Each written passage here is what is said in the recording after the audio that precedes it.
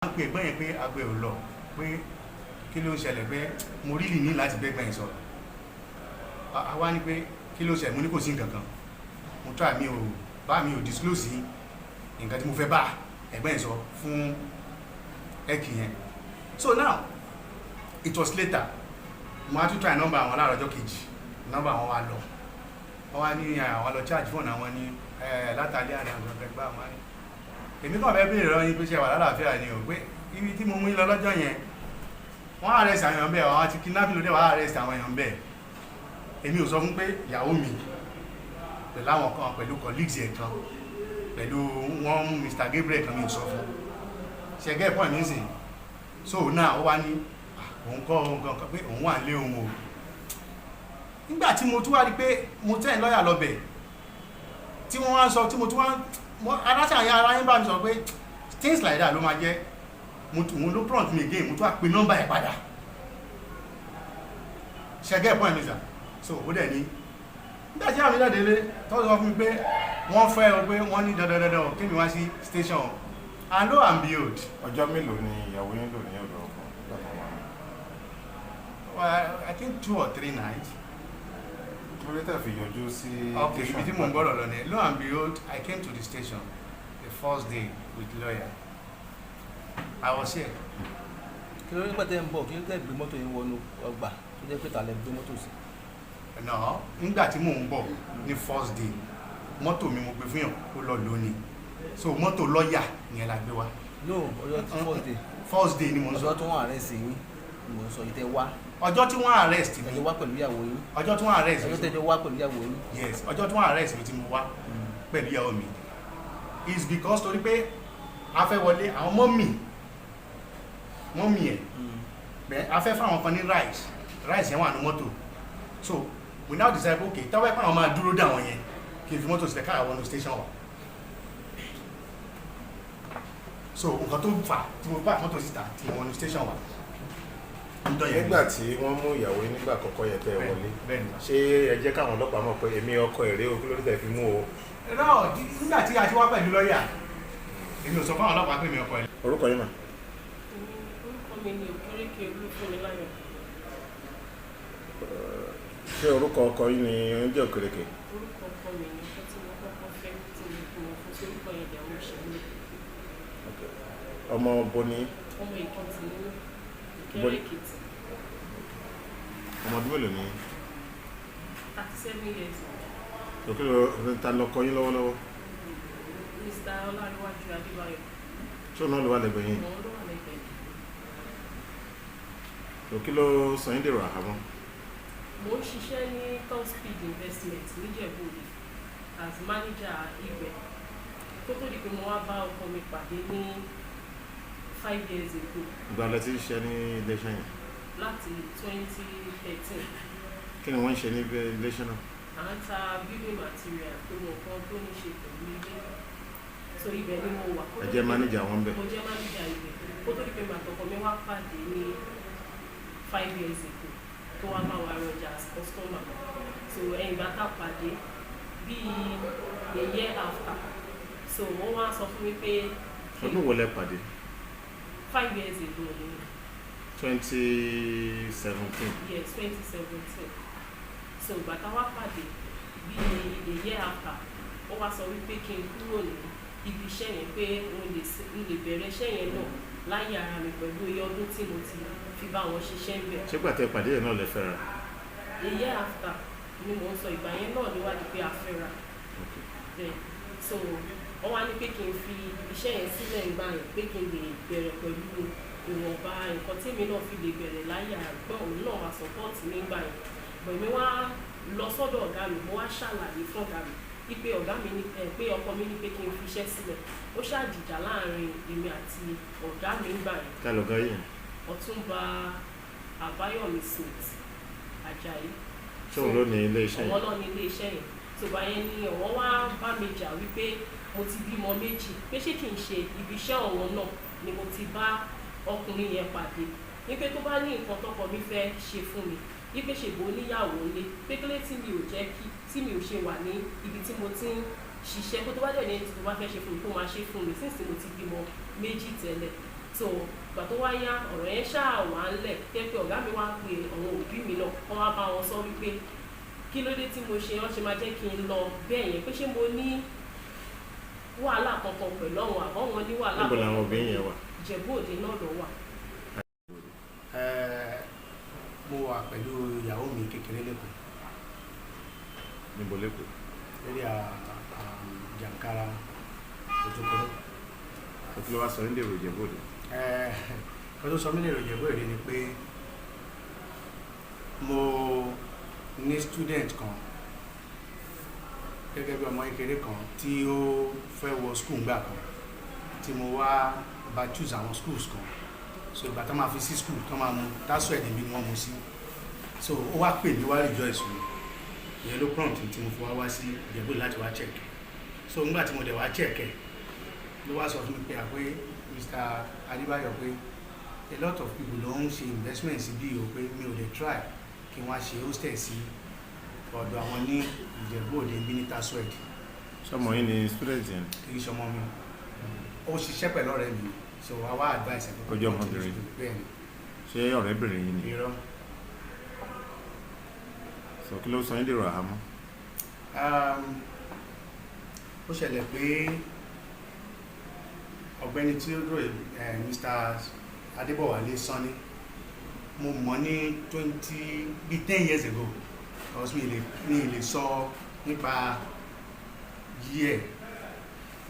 So nígbà tí mo mọ̀ ń gbà yẹn, mo mọ̀ tú ọ̀rẹ́ mi kan ẹ̀kì, so nígbà tí mo mọ̀ ń gbà yẹn a jọ sọ̀rọ̀, a lè jọ ṣe rọ̀rọ̀ wo ẹni ṣòro rẹ̀. Nígbà tó pàdé wa ń gbà yẹn tó wá, nǹkan tó wá bá wa sọ ń gbà yẹn ni pé òun ní fámílì kan pé ó ń ṣiṣẹ́ ní Ayọ̀ Babalọ́lá, Joseph Ayọ̀ Babalọ́lá University, pé ọmọ àbúrò òun ni, pé àbúrò ìyàwó òun ni, pé wọ́n dẹ̀ lówó pé bọ̀wọ̀ stingy pé òun fẹ́ kán gba owó lọ́wọ́ ẹ̀ lọ́nà babaláwo. So nǹkan tí mo fi mọ̀ nìyẹn. Nígbà yẹn dẹ̀ ni a dẹ̀ introduce ẹ̀ sí àwọn tó lè bá ṣe ń gbà yẹn, which wọ́n dẹ̀ jọ communicate lórí business ẹ̀ ń gbà yẹn. Lẹ́yìn ìgbà yẹn ni ọ̀rẹ́ mi ẹ̀kẹ́ wá sọ fún mi pé òun gbọ́ pé arákùnrin yìí ó ń ṣe kidnapping stuff, pé kí n wà careful o.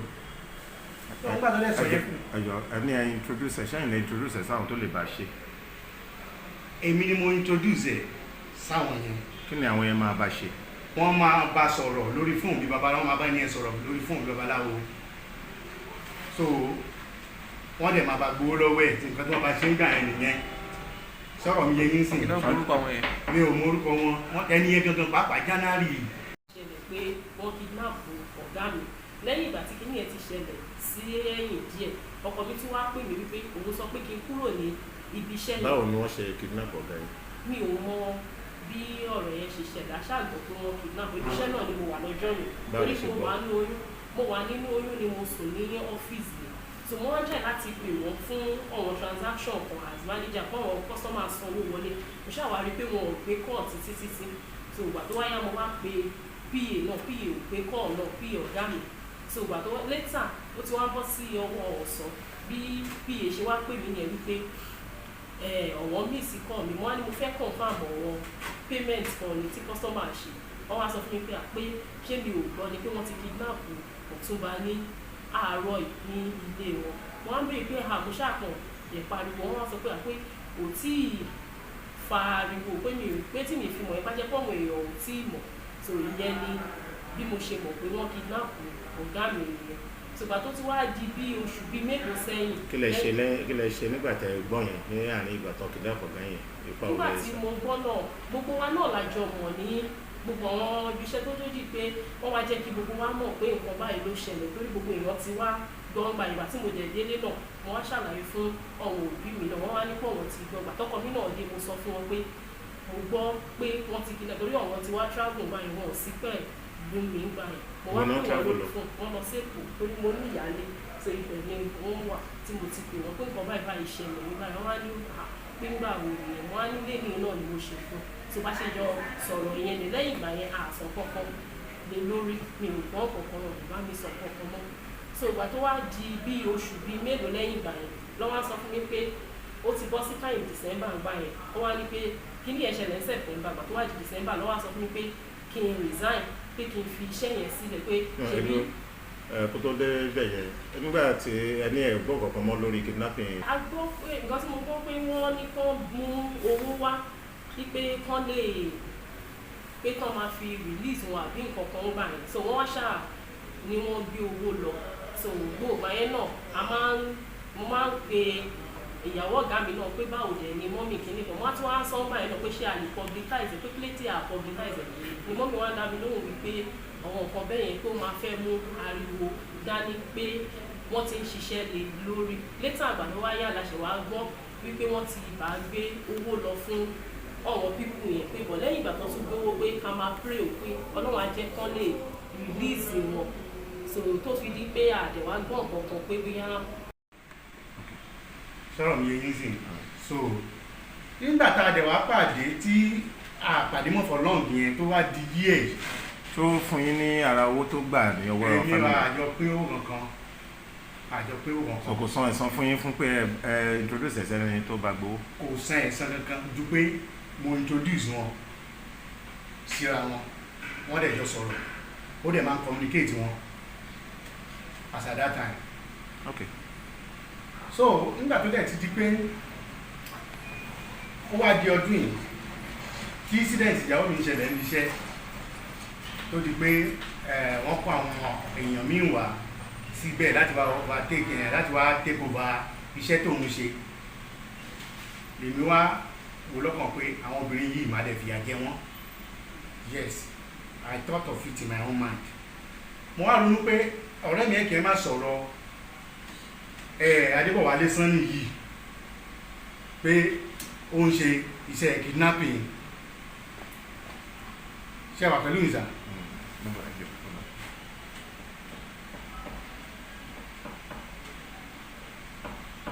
ó ń ṣe iṣẹ́ kidnapping mo wá pe ọ̀rẹ́ mi yẹn pé ẹ̀gbọ́n tí wọ́n báyìí tó máa ń wá láti Ọ̀ṣun state yẹn pé ṣé o ti ẹ̀gbọ́n olùgbọ́ látọ̀dọ̀ wọn last wá ní ó ti pẹ́ o pé but just of reason pé wọ́n rí yàn kan pé tó ń rí yẹn wọ́n béèrè òun lọ́wọ́ ẹ̀ pé ẹni wá sọ pé àbúrọ́dà òun ni òun jẹ́ pé wọ́n wá drop nọ́mbà wọn pẹ̀lú ẹni yẹn pé but nọ́mbà yẹn wà lọ́wọ́ tòun báwọn náà òun náà ti bá wọn sọ kọ́tẹ̀ sọ pé kó rí àwọn máa ní kó fún mi nọ́mbà yẹn bí mi ṣe gba nọ́mbà yẹn ni mo fi pè wọ́n lórí fóònù tí mo dẹ̀ bá wọn sọ pé ẹ̀gbọ́n ṣe máa ń ṣe irú nǹkan báyìí àṣìbí iṣẹ́ tí òun ṣe tó mọ̀ pé iṣẹ́ tí mò ń ṣe dáadáa ni iṣẹ́ tí mò ń ṣe dáadáa ni ó dẹ̀ ó mọ̀ pé iṣẹ́ tí mò ń ṣe pé kí ni òun fẹ́ fi báwọn boys wà pé nínú group àwọn boys tóun lò gan pé ọ̀gá àwọn gan tó jẹ́ ní dídà wọn pé tó jẹ́ ní dídà wọn dáa gangan kó ṣẹ̀dé láti Ghana ni pé nígbà ìgbà tó dé láti Ghana gan tóun ṣàlàyé fún pé ara òun ò yá pé ó yìí sẹ́ndì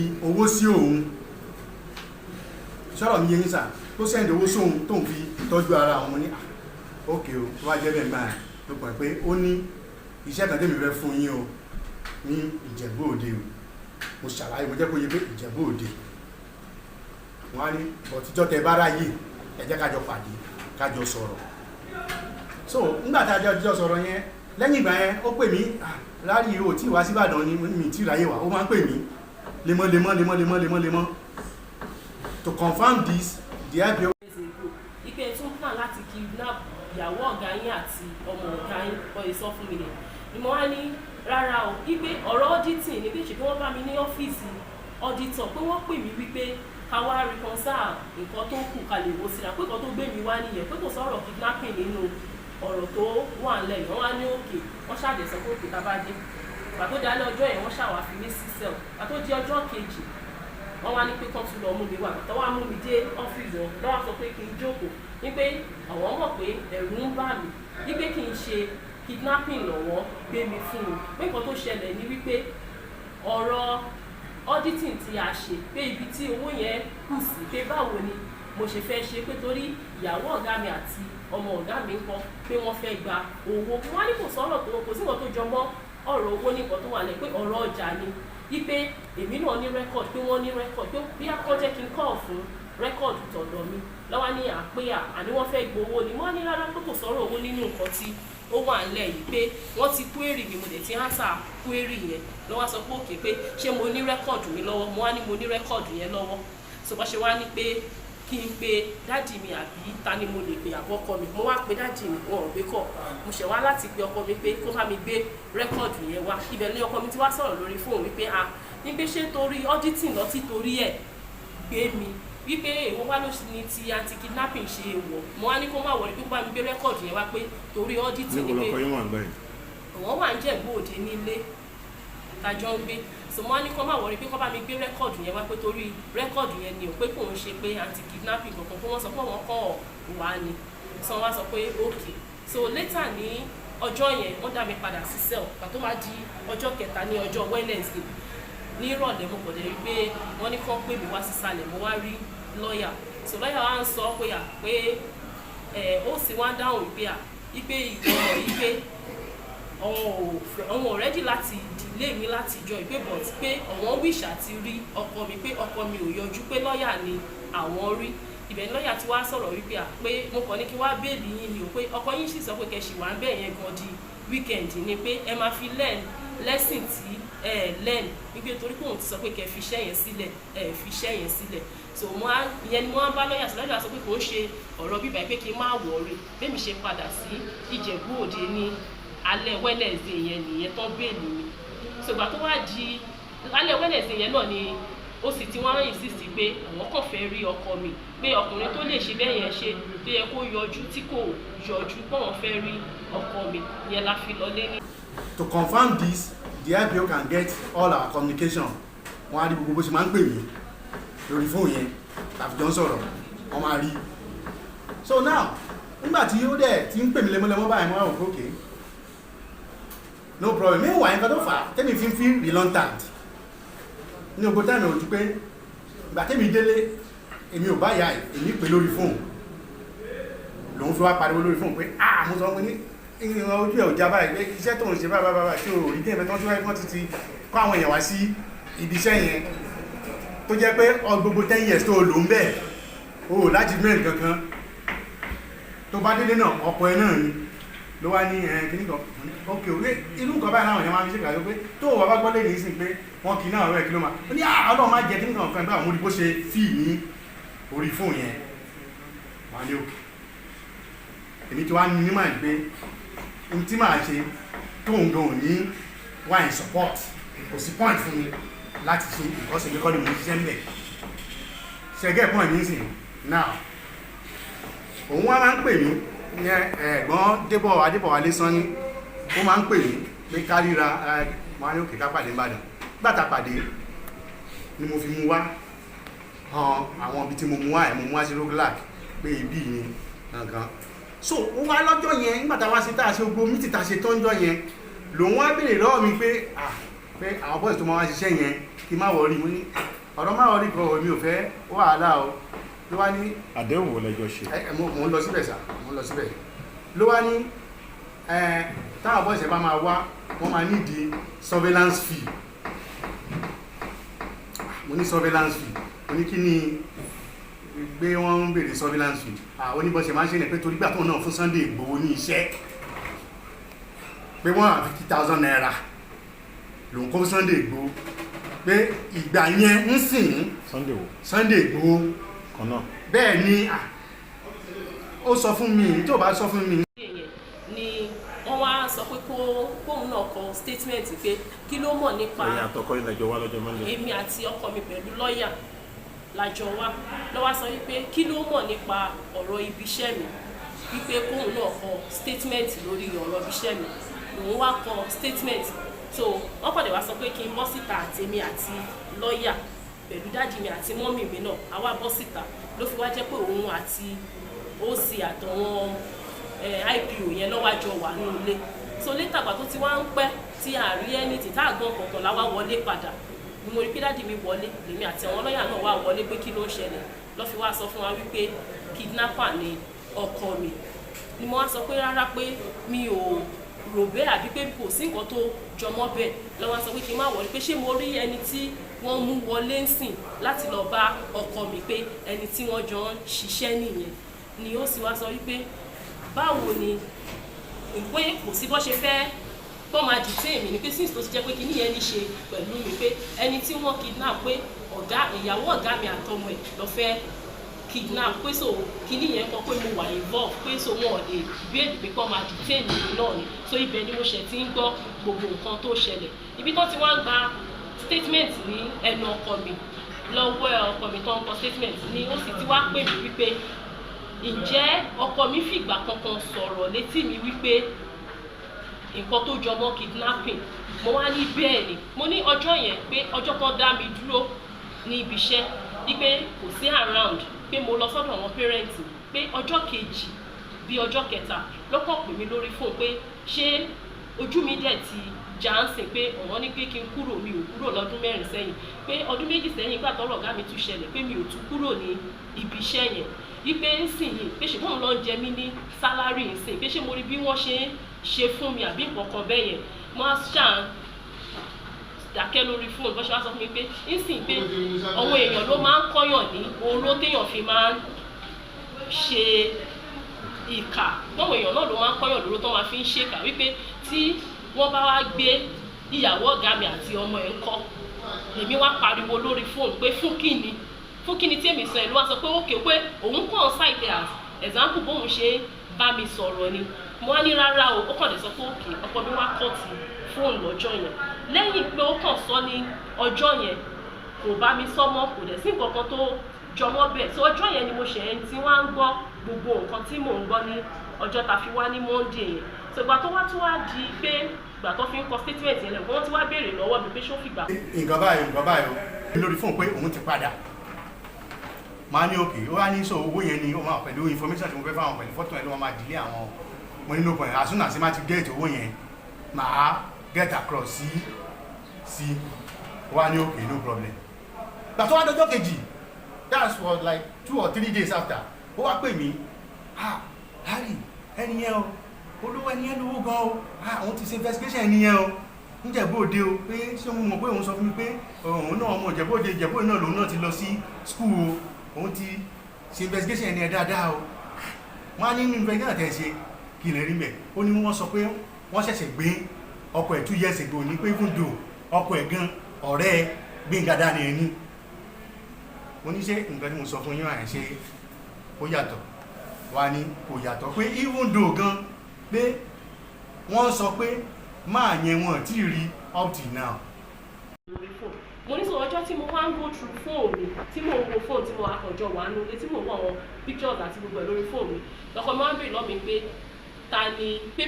ta ni ìyàwó ọ̀gá mi gan pé òun ò dá ìyàwó ọ̀gá mi mọ̀ ibẹ̀ ni mo ti wá fi picture ìyàwó ọ̀gá mi wọ́n wá ní ọmọ ẹ̀ náà kọ́ mo kàn fi wọ̀n wọn lórí fóònù ọjọ́ yẹn náà ni ó rí picture ọ̀gá mi náà ní orí fóònù gbàtẹ́ pé mo fi àwọn pictures àwọn èèyàn tó wà lórí fóònù ọkọ mi sọ wá ń bèèrè lọ́mi pé báwo ló ṣe dé orí fóònù ọkọ mi tó fi di pé ọkọ mi ní picture ìyàwó ọ̀gá mi àtọmọ ẹ̀ ní orí fóònù mo wá ní mi ò mọ̀ gbàtọ́ dẹ̀ bèèrè lọ́wọ́ ọkọ mi ọkọ mi wá sọ pé òun screenshot ẹ̀ lórí fóònù mi ni so ibi tí mo mọ kinní yẹn dé ni. báwo lẹ ṣe kí lẹ mọ̀ nípa ọ̀rẹ́ ọkọ yìí tó. mi ò mọ̀ wọ́n mi ò rí wọn rí ọjọ́ tí a wá ní Monday yẹn pẹ̀lú lọ́ọ̀yà ni mo ṣe ń rí ẹni yẹn pẹ̀lú ẹ̀ mi ò rí wọn rí mi ò mọ̀ wọn rí àwọn náà dẹ̀ mọ̀ mi rí. iṣẹ́ wo lọkọ yìí ṣe nígbà tẹ́fẹ́. nígbà tí mo fi mọ̀ wọ́n máa ń travel ni tó yẹ pé wọ́n máa ń kó ọjà lọ sí láti wharf wọ́n máa ń kó àwọn fridge freezer àti provisions àwọn foodstuff lọ́ máa ń kó wá kó tó di pé wọ́n wá sọ fún mi pé ọ̀wọ́ fẹ́ kọ́ hostel tó fi wá ra materials lọ́wọ́ wa tẹ̀yìn ìgbà yẹn náà nǹkan yẹn náà lọ́tún yìí ṣe títí tí mo dìsín tí mo ṣe mọ̀ tó bá ti travel wọ́n á dé wọ́n kó ọjà lọ sí wọ́n tó bá dẹ̀ ti tà tán èyí tó bá kù náà wọ́n tún máa ń kó wá sí Ìjẹ̀bú Òde fún mi tèmi náà máa tún tà fún ọ̀rẹ́ tó iṣẹ́ tí mo mọ̀ nìyà ẹ̀ ló nílò ìrìn àjò businessman tó dẹ̀ máa ń kó ọjà wọlé sí Nàìjíríà. òye wo lẹ rí nípa tó jọmọ́ kájíyàn gbé tàbí wà ipá nǹkan pẹ̀lú ọkọ yín. mi ò rí nǹkan kan tó jọmọ́ bẹ́ẹ̀ rárá àfi ọjọ́ tó kàn pè mí tó sọ ọ̀rọ̀ yẹn lórí fóònù tí mo dẹ̀ ní rárá so kò tí ẹ jẹ́ kí n rò wípé nǹkan yẹn lè ṣẹlẹ̀ àbí nǹkan yẹn máa ṣẹlẹ̀ mi ò mọ̀ rárá torí kò dẹ̀ sí nǹkan kan mi ìdẹ̀ rí traces kankan tó jọmọ́ bẹ́ẹ̀. even ìgbà tán sọ wípé mo fi. ẹ ti gbogbo àwọn ilé iṣẹ́ yòókù yàtọ̀ síbi tẹ́ ti ń ṣiṣẹ́ tí ó jẹ́ ti ọ̀gá yín tó kù yẹn báwo lọ́kọ́ ń ṣe mọ̀ àwọn ẹ̀ka ilé iṣẹ́ míì gbogbo pé ọ̀gá yín tó tán jí gbé yẹn ó ní ilé iṣẹ́ síbí báwo lọ́kọ́ ń ṣe mọ̀. èmi ò mọ bí ọkọ mi ṣe mọ̀ yẹn torí pé normally tàbá ọmọ abèrè lọ́wọ́ mi náà gẹ́gẹ́ bí ìyàwó pé ibi tẹ́ ti ń ṣe kí lọ́wọ́ kan tí ta lè kan jọ máa sọ̀rọ̀ bí ọkọ àti ìyàwó ní ilé sókè yẹn ò lè jẹ́ kí n mọ̀ bí ọ̀rọ̀ yẹn ṣe lọ. báwo ni ẹ ṣe ń lo àkókò pọ̀ tó báwo ló ṣe ń pẹ́ lọ́dọ̀ yín sí ṣó máa ń. ó máa ń pẹ́ lọ́dọ̀ mi ó máa ń lo 4-5 days lọ́dọ̀ mi kó tó di pé ó travel tó bá dẹ̀ immediately tó bá dẹ̀ ti travel yẹn ó máa drop mi sọ́dọ̀ àwọn parents ó dìgbà tó bá tún dé àtijọ́ máa padà sílé. ṣùgbọ́n náà ilẹ̀ sọ àwọn ibi iṣẹ́ yòókù àti wọ́n ṣe máa rí ìyàwó ọ̀gá yìí gbígbé fún. èmi kọ́ rárá ẹ lè béèrè lọ́wọ́ ọmọ mi. ǹjẹ́ gbọ́ sí ikú ọ̀gá yìí nígbà kọ̀ọ̀kan ǹjẹ́ gbọ́ sí nígbà tó kù. ìgbà tí mi ò gbọ́ rárá kò sí nǹkan tó jọmọ́ bẹ́ẹ̀ tí mi ti ẹ̀gbọ́n kankan tó jọmọ́ bẹ́ẹ̀. ẹ̀yin náà ò dẹ̀ bèrè tẹ́ fi ń ṣiṣẹ́ lọ lẹ́yìn ìgbà yẹn pé ọ̀rọ̀ ọ̀gá wa tán ti ẹ̀dẹ̀ jí gbé ìmọ̀nà yọjú ẹ̀sìn. ṣé ní ibi iṣẹ́ wa. níbi iṣẹ́ tàbí gbogbo alájọ ọmọ àjọ máa ń sọ̀rọ̀ máa ń béèrè lọ́wọ́ ìyàwó ọ̀gá mi náà àjọ máa ń sọ̀rọ̀ gẹ́gẹ́ bí ìyá sọmọ tó àjọ máa ń sọ̀rọ̀ gan. sọ́jà sọ pé kò tí ì sí nǹkan náà pé àdúrà náà ní ká máa gbà. ìyẹn ti tó gbà ó sí. ó ti ń lọ́dún méjì báyìí. sọ̀yìn náà dẹ̀ rò pé bí ọdún méjì báyìí yẹn inú ibi tán jí gbé náà ló ṣì wà bí kílẹ̀ ronú pé. àdúrà àtàjọ máa ń gbà náà nìyẹn pẹ̀lú ìyàwó ọ̀gá mi pé bóyá pé Ọlọ́run máa ṣe wọ́n ní rírí gbogbo àṣẹ máa ń gbà ládùúgbà náà ní gbogbo wa pátá. ǹjẹ́ tàbí tó. rárá sà kò sí nǹkan tí mo rí tó jọ mọ́ bẹ́ẹ̀ yàtọ̀ sí wípé tó bá ti kó àwọn ọjà yẹn dé tó bá dẹ̀ tún sọ pé bí àwọn tún fẹ́ ṣe hostel ẹ̀ tó máa tún sọ pé kóun tún ra material tó máa dẹ̀ tún fi ṣe fún ìlú nǹkan tó jọ mọ́ bẹ́ẹ̀. ṣé máa ń mutí. wọ́n máa ń mutí. ṣé iná máa ń mutí. rárá sà. kí lẹ máa ń mu. any soft drink ṣáá ni máa ń bọ̀ mí ò ń rí ní ìmọ̀ drink bẹ́ẹ̀ ni. wọ́n máa ń ṣe fàájì fún yín. hòtẹ́ẹ̀lì wo lọkọ yín ní. hòtẹ́ẹ̀lì wo lọkọ yín ní. wọ́n ní hòtẹ́ẹ̀lì sí Sango Ọ̀tà. àti síbo. ìyẹn nìkan náà ni mi ò dẹ̀ débẹ̀ rí torí pé mo ní ìyálé tòun àti ìyálé yẹn lọ́jọ́ wà ní Èkó. ṣé ń gbà tẹ́ mọ̀ ni ó ní hòtẹ́ẹ̀lì. náà ó ti ní kí ìmà tiẹ̀ tó padà. ó ti ní ká tó padà. ó ti ní ká tó padà. kí lórúkọ tẹ́ ẹ̀. The Prime. The Prime ní Sango Ọ̀tà. bẹ́ẹ̀. apá àgbẹ̀ nìyẹn wà. àwọn náà máa sọ mi ò mọ̀ torí mi ò use mọ́ gbogbo nǹkan tó ní ṣe pẹ̀lú ọ̀nà ọbẹ̀ yẹn. mọ́tò. information to compare.